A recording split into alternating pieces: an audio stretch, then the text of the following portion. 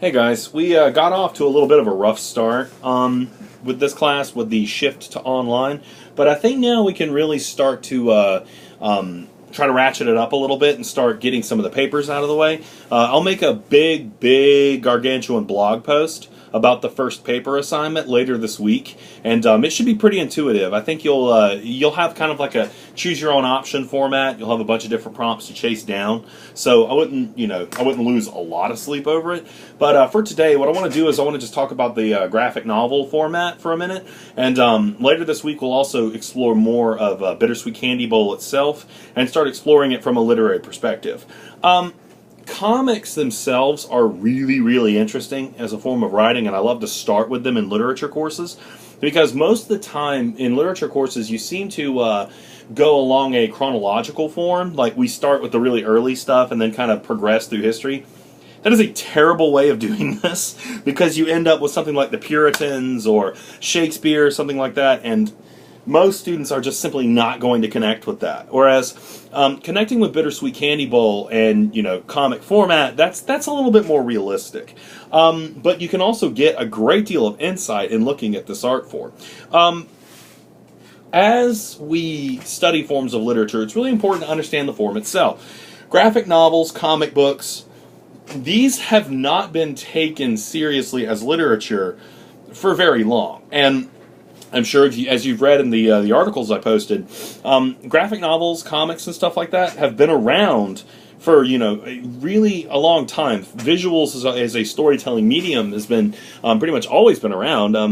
I can even remember there's these Grecian urns where it tells the story of the Iliad and the Odyssey, or at least segments of it. And oddly enough, that can even qualify as kind of like a graphic novel, or at least a graphic style. So the history of graphic novels definitely does not start in the modern era, but the best way to access it is in the modern era. As comics have come out, so much of them were oriented towards pulp and really trashy stories, but I mean trashy in a good way, really suspenseful detective stories, usually some really crazy out there science fiction that bled into Superman, Batman, your superhero stuff going on. And it was always widely assumed, at least in the American context, that graphic novels and comics were geared towards kids. And if you look at the early superhero comics, one of the odd things you'll realize is that they started out rather dark. And there were a lot of storylines that were very on the nose and very, quite a grind. Some of them were pretty intense. In the 60s, there was this resurgence of, it was supposed to be moral character. Everybody was afraid that these comics were corrupting the youngsters, and the comics really fell out. I think they call it, was it maybe the Silver Age? I'm kind of blanking on a lot of these terms. It's not as important for what we're going to study today, but more recently, comics really came into their own in a variety of ways, and you can see this. I really didn't start seeing it being respected as a literary form till I picked up a couple of literary anthologies a few years ago, and there were actual comic sections in the book. I mean, that was quite a shock to me. And it was stuff like R. Crumb. If you ever get the chance, look up R. Crumb. He wrote Fritz the Cat, the Book of Genesis. He was he was an underground guy, but he's pretty fascinating. And of course, you've got Art Spiegelman with Maus.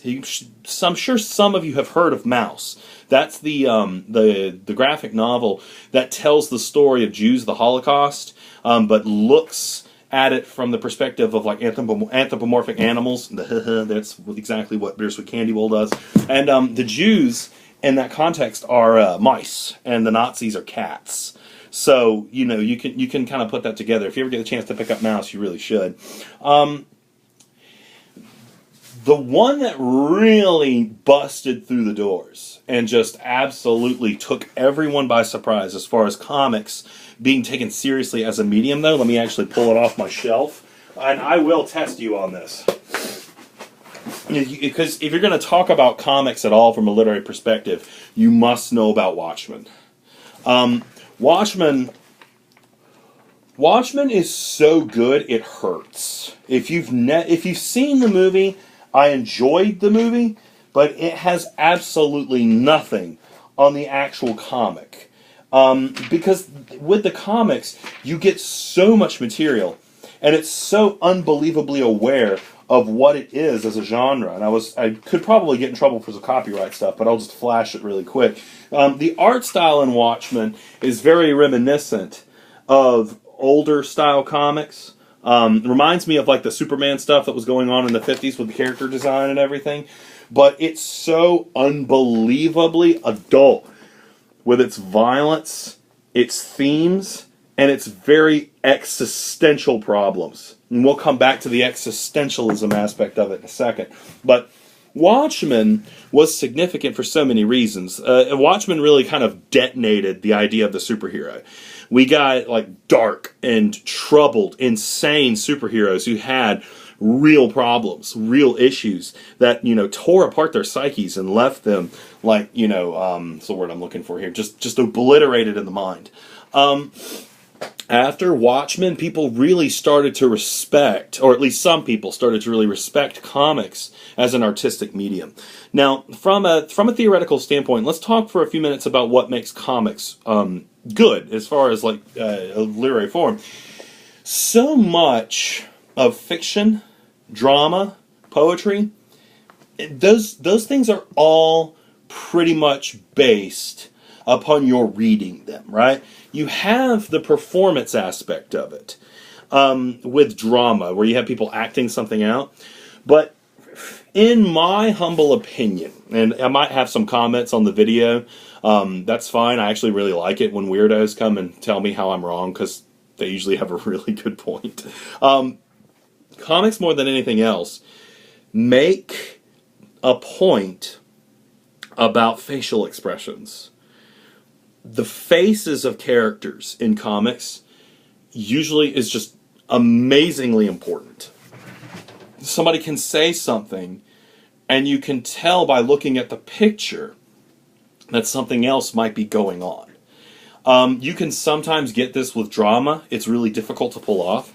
But comics really just absolutely nail this. In my opinion, Veronica Vera's best stuff usually has no dialogue at all. She's extremely good at telling a story with no words. That's something you just can't get from a poem. You just really can't get from pure drama. You can have action on a stage, but usually that has to play out in some type of, that's at least going to have to come out in some form of stage direction. For Veronica Vera, the meaning can come just from the depictions of these characters in very specific emotional moments. And I think that's one of the things that really makes comics come out as a medium. It's not about the action. It's not about, not just about character design, although that's big too. We'll get to the actual design of the characters in Bittersweet Candy Bowl. We'll break them down and really analyze why the characters look the way they do.